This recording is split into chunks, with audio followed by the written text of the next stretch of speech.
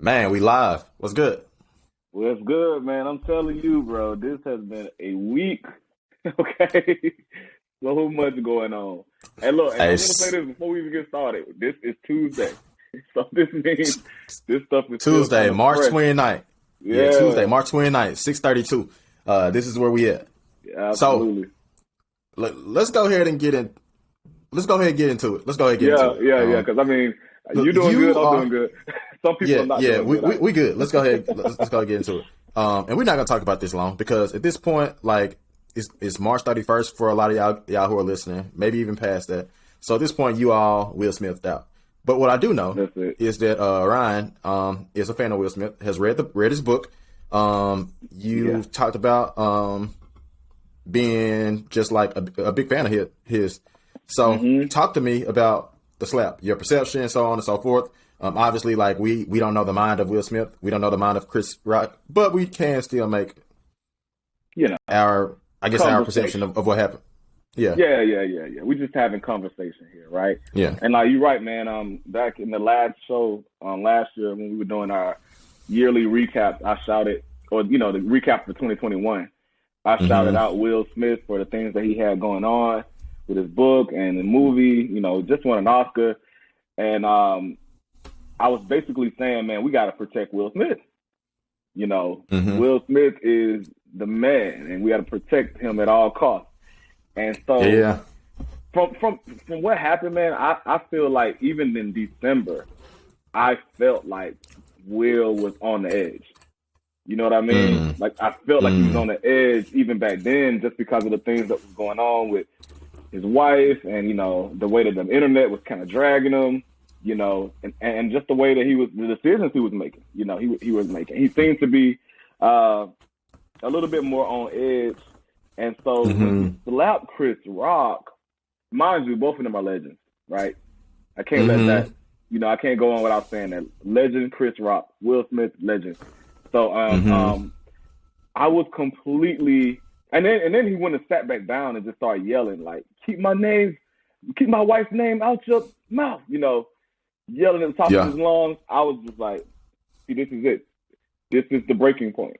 And it's happening Mm-hmm. publicly. It's not Uh-huh. happening behind closed doors. It's happening in front of the whole world. Like, oh my God, it was Hey. so bad, bro. It was Mm-hmm. bad. Now, Mm-hmm. I have some thoughts on whether or not I agree with it or whether or not he would have handled it. But what was your first thoughts on he could have handled it differently. But what were your first thoughts? Man, I thought it was a punch initially. Just by like the sound of the mic and stuff, I was like, I know this man didn't just walk up here and punch him. And then I was like, okay, he punched him, and it was staged. Uh, And like those were my first two thoughts. And then like I kind of saw it and watched and so on and so forth, and I was like, wait, this was real, and it was a slap, not a punch. Real, man. But like you said, like I think that, I mean, in my opinion, like it looked like a dude that was trying to trying to get his lick back, so to speak.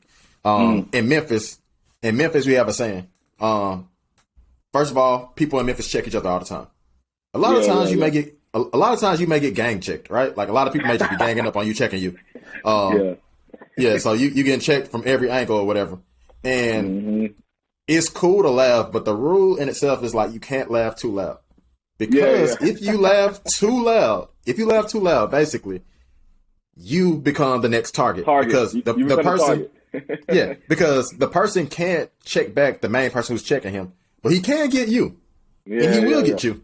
And that's kind of what it felt like with Will Smith. It was like, man, like he been taking all these Turn that strays, attention. yeah, and he was like, oh, what you laughing at? Like Yeah. that's truly what it felt like. Yeah. That. I feel that. And honestly, man, so I found out, the next day that Chris Rock had no idea that Jada had alopecia, right? Mm-hmm. So he didn't know that. That is an important fact to me. That's an important piece of information, because if he did know, it would be a step too far. But the fact that he didn't Mm-hmm. know, he called her G.I. Jane, that's not really a bad joke, without that knowledge. So all that to say, man, I just feel like Will has got to, I don't want to. Be careful. Be I careful. gotta be careful here. I gotta be careful. All right, because I know a lot of Mm-hmm. people really respect what he did for his wife, and they feel like he was being kind of a hero for her. But I just feel like all of the L's that Will been taking lately have been related to his wife, and they need to be in therapy. They need to be working on their marriage in some way, shape, or form because he's clearly not well. He's not doing well right now. You know what I'm saying? Nah. And when he accepted the award, you saw the tears, you saw the emotion, and he said it in the award acceptance speech. He's had to put up with so much disrespect. He's putting up with so much, and we can't help but acknowledge the man's emotions when he's being so real about how he feels. You know what I'm saying? That's just being an advocate for mental health as a whole. Just because he's rich doesn't mean he's got it all together. So pray for Will Smith. Pray for Chris Rock too, man. Check up on Chris Rock, man. If you know him. Chris Rock, I know you're listening. Yeah, of course. He subscribed on YouTube. He is subscribed on YouTube. So, of course, he's listening. We know you're listening, man. We care about you too, man, for sure. Yeah. And I got a couple of thoughts that I'll just and I'll try to wrap it up in less than 2 minutes. I think that the initial reaction was Will was protecting Jada, which is whatever. That's how you feel. I would ask is that a one-way street? Does should she have tried to stop him?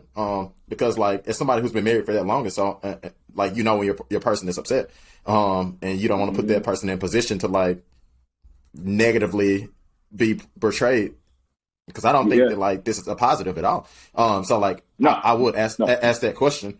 And I also ask a question what would Will Smith have done if it was Terry Crews? I'm just curious. If Terry Crews made the same joke, do you think Will Smith would have walked up on stage and smacked him? Yes or no? Nah, I don't think he would have did Terry Crews. One too many muscles. Yeah, so one too many. I don't even think he would have done Kevin Hart, if I'm keeping it a buck with you. Bro, honestly, there's not a lot of black comedians I can think of that. Hey, and also shout out to Chris Rock because he held it down. He did not respond. He made a joke and kept it moving. Very professional. But I know a lot of black comedians that would have been a fight immediately. That's what I'm saying. Would have fought back. Steve Harvey would have fought. Ricky Smiley, all the old heads. Cat Williams would have fought back. So, and the thing is, I know that he's upset because as of March 29th, 6:39, he has not released a statement. That's how I know he's still upset about it. And I feel like he was the biggest person in that whole situation. If I'm just being real with you, people say what they want to say. Bigger person, the biggest person. So, and I said what I said. So, so people as far as the jokes stuff like that, the dude's a comedian. I'm sorry. That's kind of the name of the game. Name of the game, especially at an award show where somebody is front and center. Everybody doesn't know your personal life. So that's just my opinion on it. Yeah, he did not know he had alopecia. So yeah. So at some point. Yeah, I think that he had pure intentions, and whether people are offended by that or not, that's their choice to be offended. I don't think that in offense you can get up and slap somebody though. I don't think that's a rule that we have. Nor has it been a rule that's ever been acceptable. Yeah. So just throwing it out there. Just throwing it out there. So Martell Hicks and my fellow ball brethren had some of the same feelings. So yeah, man. Yeah, man. Shout out Martell. Yeah, shout out Martell, man. But I think that ultimately it was interesting to see everybody had a response. And I think that people who are from different, I guess, less serious backgrounds didn't see what Chris Rock said as offensive. And they was hey, it is what it is. And they was cool. And some people saw it as really offensive. And then you saw some people saying oh yeah, he should have slapped him. And then you saw some people saying that was assault. That's what that was. Yeah. He should press charges. So you saw you saw both of those extremes, and that's kind of what I want to talk about today. For our topic is Ketanji Brown Jackson and the extremes of opinions and how that influences the way we think, but also how that same division is not only a worldly thing, but it's present in Christianity. And I just want to kind of talk about that for a little minute. So you ready to jump into it? Yeah, absolutely, man. We can definitely jump into Judge Ketanji Brown Jackson. Yeah, the honorable. Talk about it. Yeah. But with that being said, man, for those who don't know, which I'm sure most of you do know, Judge Ketanji Brown Jackson was nominated to the Supreme Court by Joe Biden. People had a problem with that initially because he said that he was going to nominate a black woman for the position, and people were saying all kind of crazy stuff. All kind of crazy stuff. I'm calling it what it is. Saying calling it affirmative action and things like that, so on and so forth. How are you eliminating like this large of a portion of the population and that? And I think Cat Williams had a famous phrase, man. And he was talking about like people being proud of Barack Obama, and he said, "Can we just be proud for a second?" And he said, just open the history books and look at the presidents. White. Wait a minute. Look at the vice presidents. White. Wait a minute. Look at the Speaker of the House. So on and so forth. And I think that there's like a huge gap in that. And I think that sometimes like, the initial response was crazy in itself, right? Did you see a lot of that on social media? Yeah, so I saw a good bit, not necessarily on social media from friends, but I definitely saw the response from people on TV, whether it be the House, the Senate, people who actually are going to be involved with voting her in. And I thought it was kind of crazy and kind of unfair.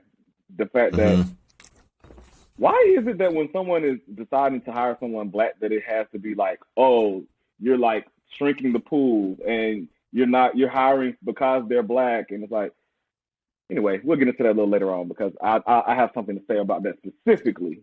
But yeah, no, it was wild though. It was definitely wild. A lot of people had a lot to say.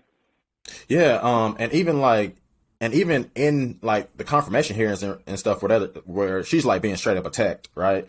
She's being attacked for things, and whatnot. And like people can say that like, Amy Coney Barrett was attacked as well, or Brett Kavanaugh was attacked as well, so on and so forth. I don't think that they were like, I think that like some of those things were more substantiated, some of those attacks, so on and so forth. And I think that like, it was interesting. This is what I'll say was interesting because like you saw her being attacked. You saw people accusing her of like supporting childhood pedophilia and stuff like that. You saw like them suggesting that. You saw them suggesting that she may not know the law. And then when she explained it, like it was clear that people were going for sound bites, right? So you saw that, and you saw her response. What stood out to me the most is that like in her responses, she was gracious. She showed she didn't have a super emotional response as far as tears, as far as anger, so on and so forth. She didn't really have any of that. But what you also saw is when she received praise from Cory Booker, or when her classmate spoke for her and spoke on her character, that solicited an emotional response. And I thought that was super interesting because like when I was in college, I took a sociology class, which was my minor, and it talked about like the experience of black women. And it talked about specifically about them getting ready to go to the grocery store, and how they already had their defenses up for things to go wrong, for them to be accused of things, for them to like take on these microaggressions, so on and so forth. So and like that's kind of what played out like in like the hearing, and it was super fascinating to watch. Like she gets an emotional reaction from people giving her praise, which means that like she's not used to receiving that, right? Absolutely. And that was just super interesting to watch. And I think that like that kind of speaks to like where we are as a society to some capacity, where like it's a group of people, a minority group of people. I got a friend named Dexter Britt. He says the most disrespected person in history of the United States is the black woman. Like he says that like verbatim. And like you see that being played out. Like nobody can acknowledge that like, hey, this is history. Like this is dope. We have to play politics, right?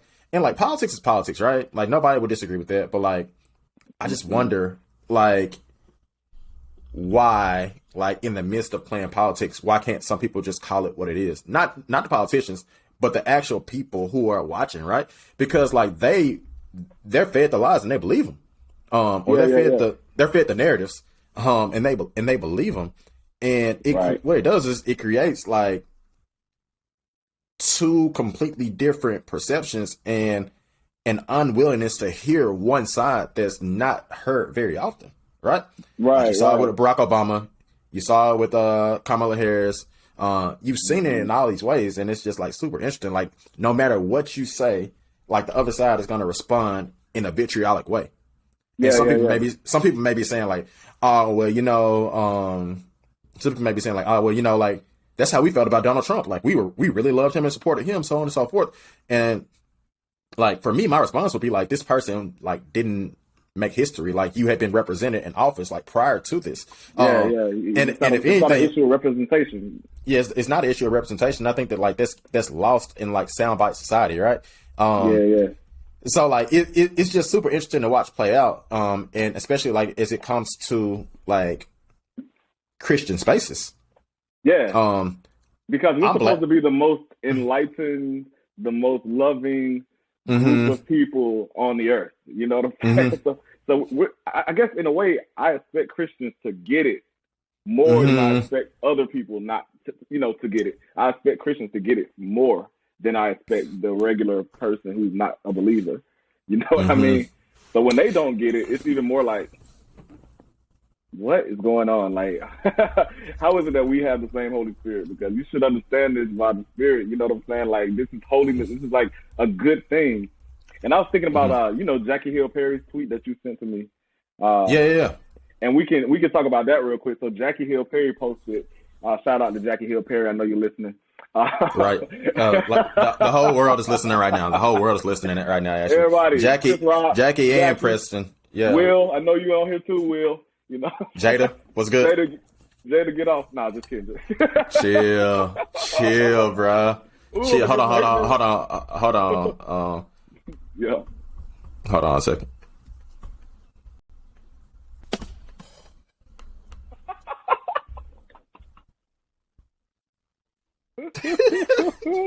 All right, go ahead. I don't know what you was doing, but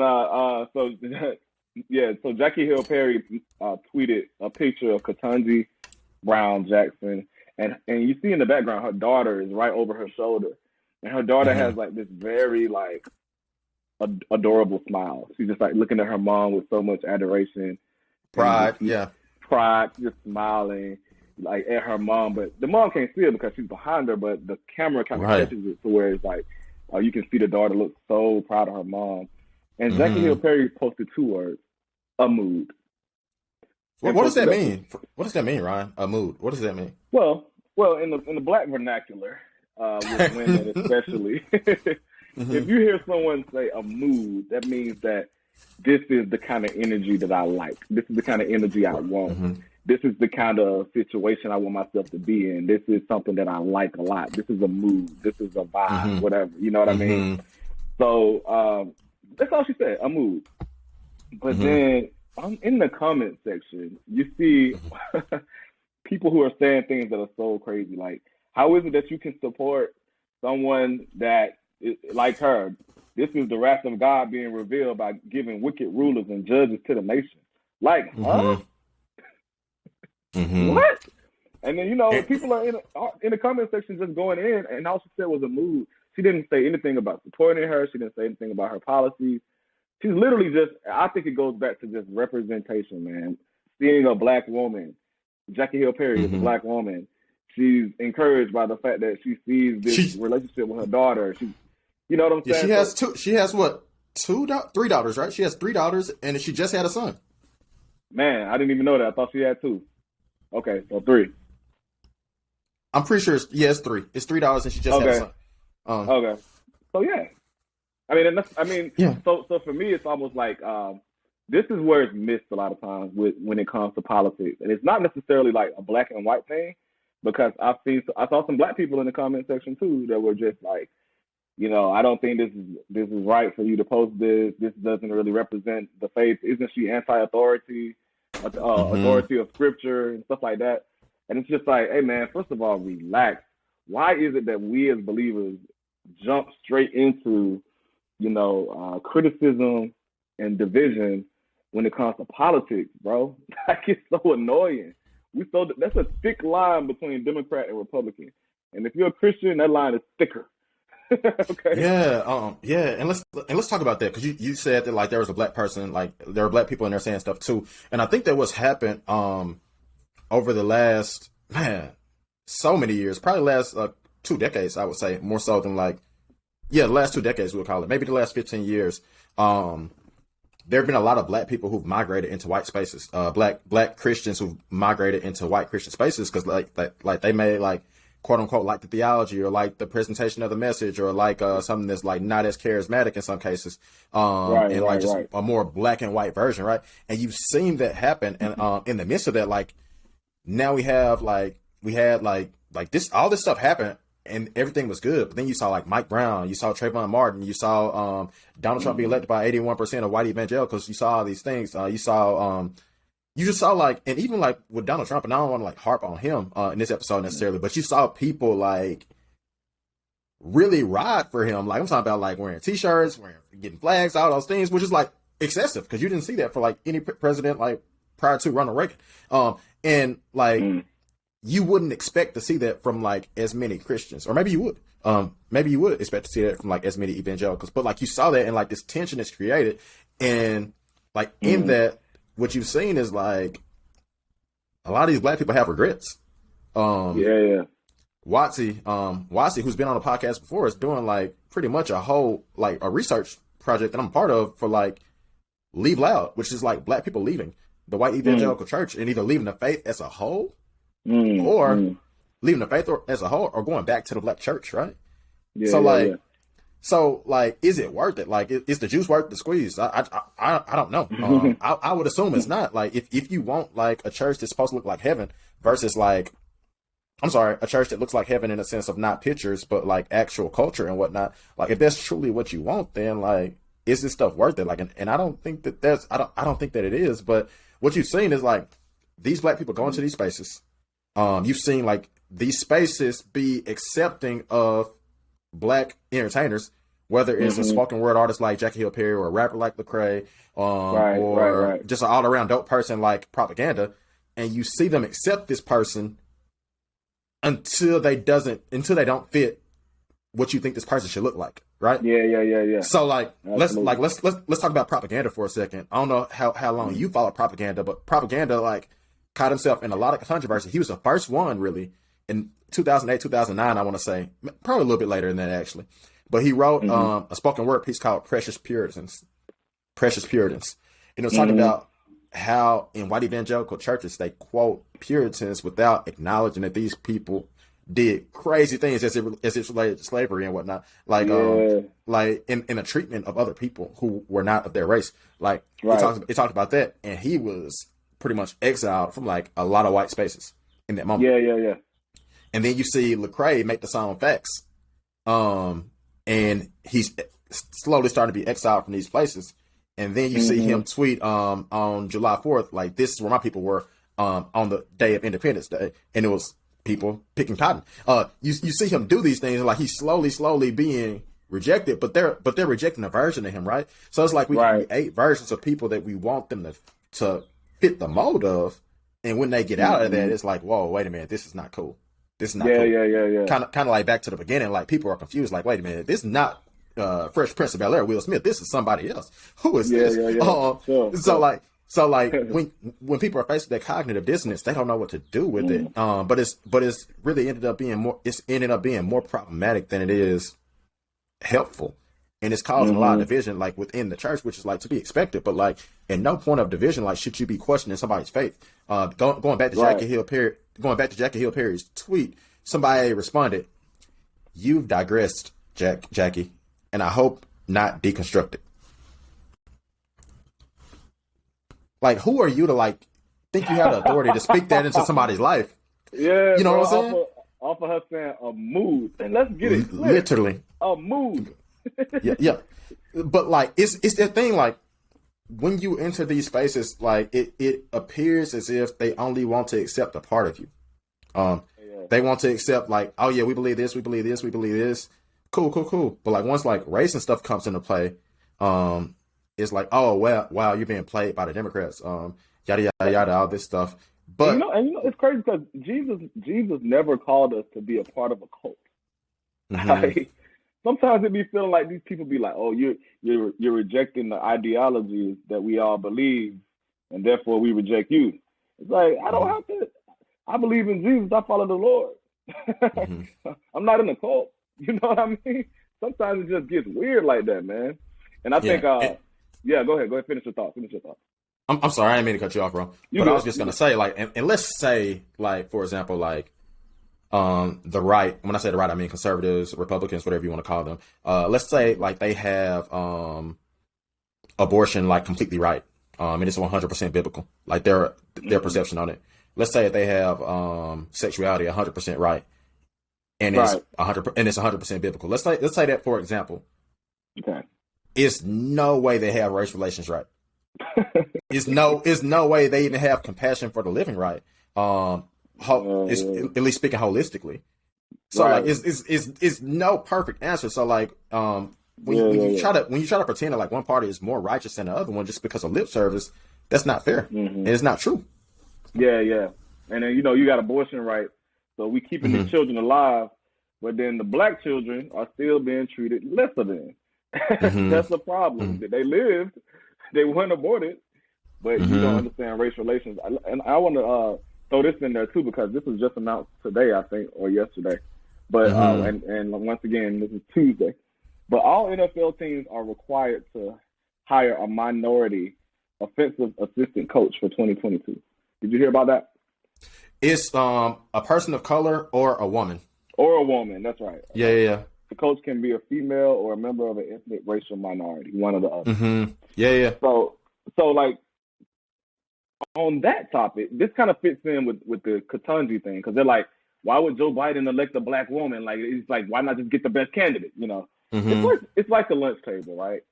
When you're at school, you sit at the lunch table with people that you're comfortable with, and more than likely that's going to be people of your same gender and race. Every once in a while you might get that lunch table where it's mixed up a little bit, and that's cool too, but that doesn't happen naturally. You know what I'm saying? So a lot of times people feel like, well, why do we need to do this? Well, we need to do this because all the owners of the NFL are white. All right, let's start there.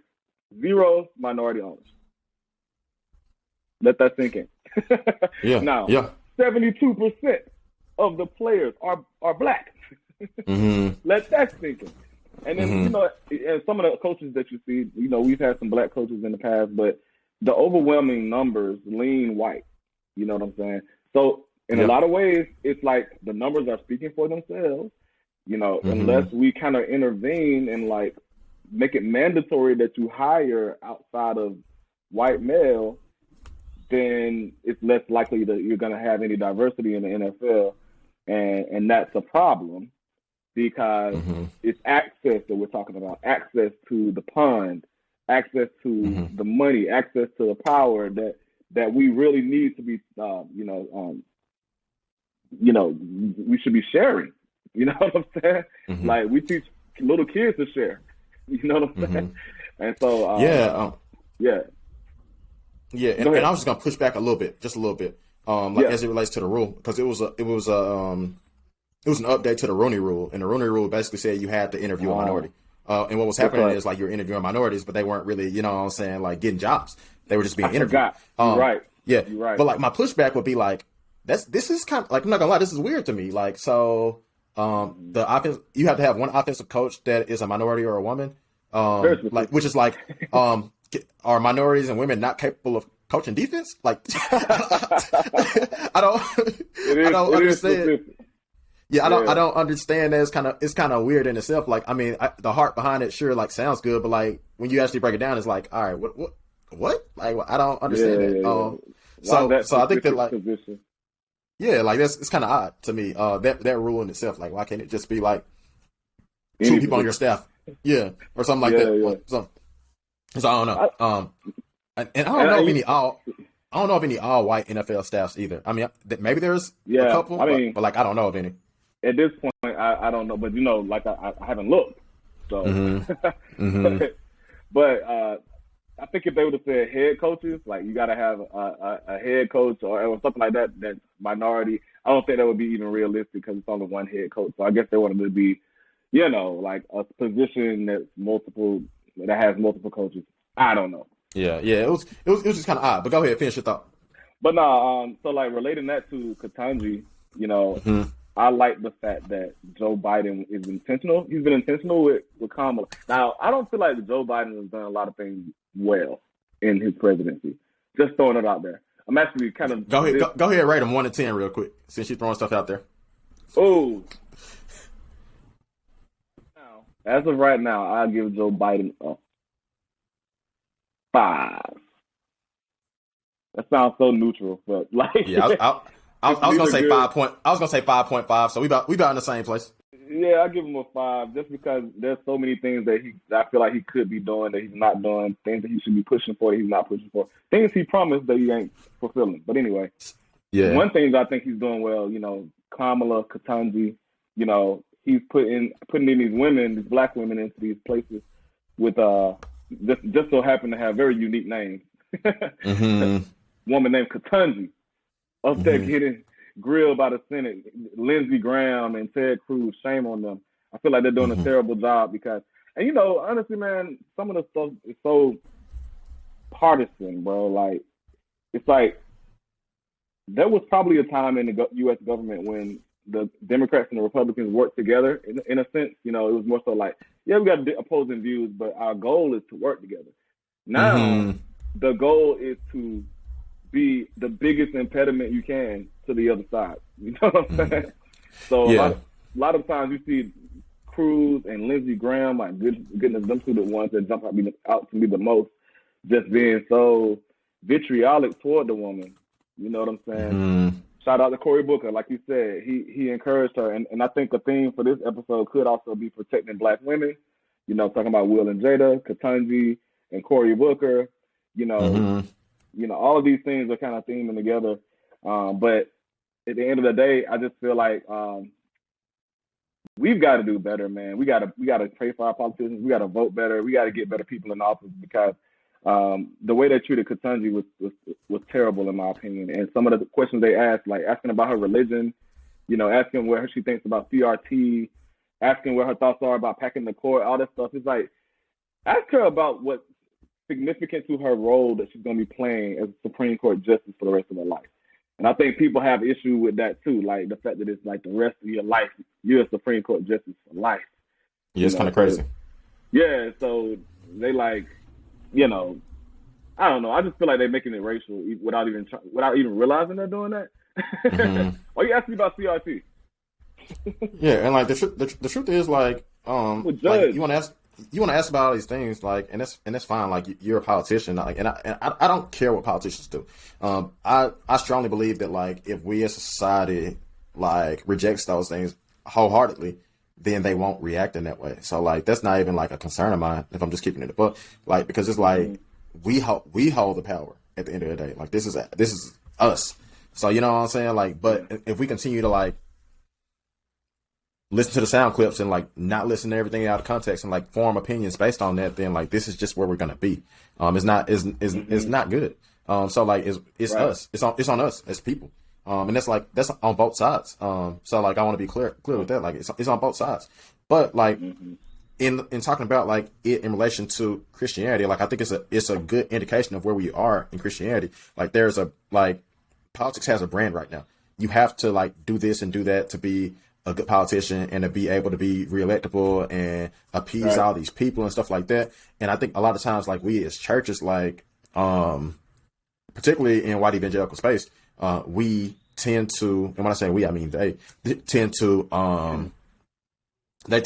basically just do what they think will appease the crowds. What will appease like the majority in the crowd. Because like, let's be clear, in most quote unquote multicultural churches that are primarily white, the black people are the only people who've gone to churches where they've been the minority.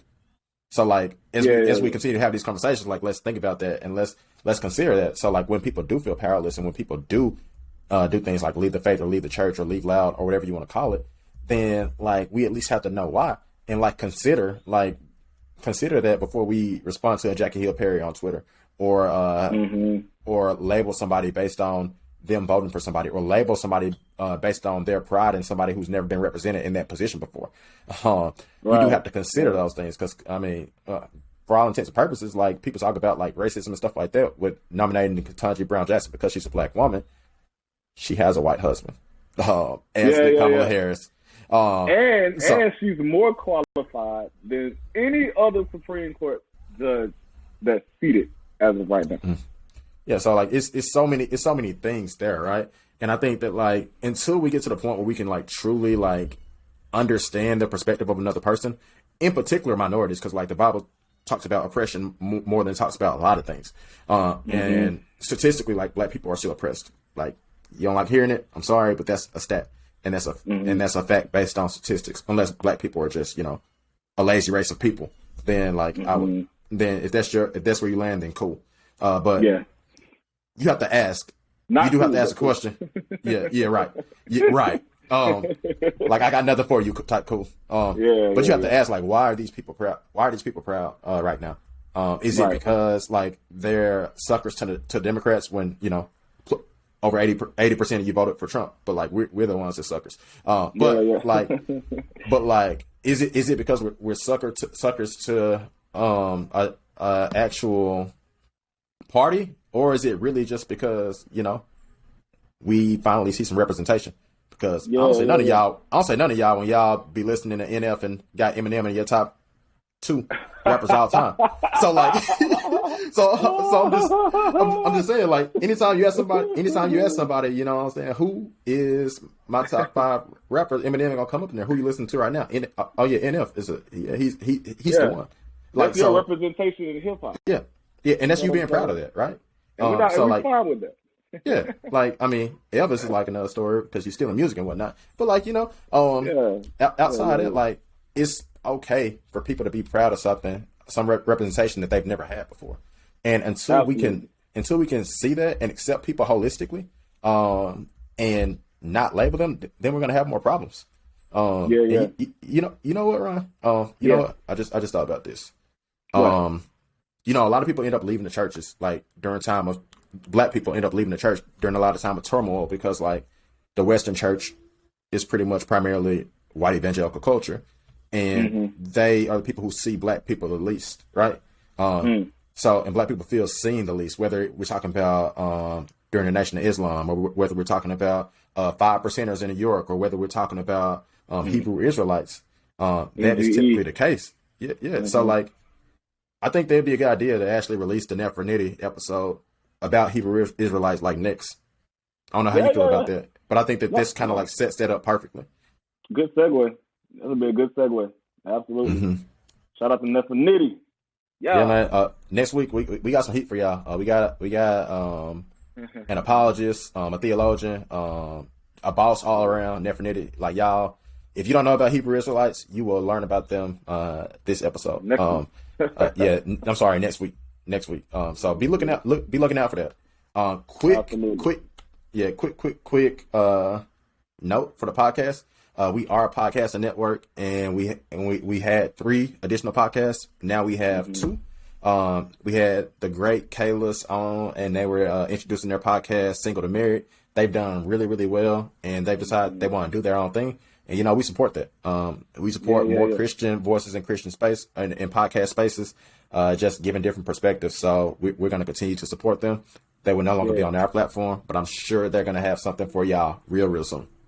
I won't say real soon. I'll say they're going to have something for y'all. I'm not going to put that pressure on you. Y'all. Yeah. Shout out to the Kaylas. We're going to definitely miss y'all, but y'all are successful. Y'all blowing up. So I'm proud of y'all for sure. Most definitely. Yeah. Man. And look, I think I almost feel like we almost out of time, but I feel like we like scratched the surface on this. But like we said, we're gonna talk a little bit more about some other issues with black people in the evangelical church next week. And I'll just wrap up by saying, man, you never know what somebody's going through, bro. You know what I'm saying? With Will Smith, nobody saw that coming, bro. Chris Rock didn't even see it coming, bro. I don't even think Will knew he was about to do that, bro. So, man, we got to start giving each other more empathy, sympathy, compassion. We got to talk to each other with more love, bro, because the way that Jackie Hill Perry was dragged, that wasn't even necessary. The way that Ketanji was dragged wasn't necessary. And honestly, some of you might be thinking the way Jada was dragged wasn't necessary. Maybe so. You know what I'm saying? But empathy, sympathy, compassion always works. It just does. So, like, let's always look to be giving that to each other, man. That's all I got. Yeah, man. I think that, like, additionally, we as a society, like, need to realize that, like, we are not going to be the same. And that's okay. In Luke 10, when we talk about the Good Samaritan, we forget that it was the religious people who left the guy behind. And Jesus chose to tell that story for a man who was looking for an escape as to who he didn't have to serve, because God told him to love his neighbor, and he asked who his neighbor is. And Jesus purposely told him a story about somebody who was a different race than another person, while all the other people of his race left him behind. He purposely told that story. I wonder why in Luke 10 he told that story. It makes sense to me. I can easily make that parallel. And I would just and I think last week, you talked about the song King Jesus. No Big Deal had these lyrics. He said, we're lacking agreement. Long as we kids of the King, we still gonna be laughing with Jesus. Yeah. Ooh, so just knowing, just knowing that, like, regardless of like different perspectives and whatnot, like, if you are truly a believer, and you confess with your mouth and believe in your heart, then, like, you will be with Jesus, and people that you don't think are going to heaven will be with Jesus. Will be there with you. With you. AKA some people who sent these tweets to Jackie Hill Perry will be confused when they see her in heaven. Right. But for real, that's an encouraging thing to remember. Yeah, it's an encouraging thing to remember. Revelation, all nation, all tongues, so on and so forth. We do have to consider these things, and like you said, just be kind, man. So yeah, that's it. If you like this episode, leave us a 5-star review. If you don't like this episode, man, give us another chance, or leave. Do what you want to do, cuz. But like, But with that being said, like, leave us a review. We are on YouTube now. Please subscribe. Subscribing helps more than you know. The link will be in the description. And the link to the Instagram page, which is at Unconformed Podcast, will also be in the description. So follow those things, subscribe to those things, leave us reviews. That is super helpful. Yeah. And follow us on Instagram at Unconformed Podcast. I'm gonna get an Instagram one day, man. I just said that, bro. I literally just said that, but it's cool though. Yeah. I literally just said that. No, I'm talking about, I literally just said follow us at Unconformed Podcast. Oh, I ain't even say that, man. I must have been listening. My bad. Shoot. It's all good, bro. But for Unconformed Podcast, I am Darius Watkins. Yep, I'm Ryan Thomas. Hey, we out.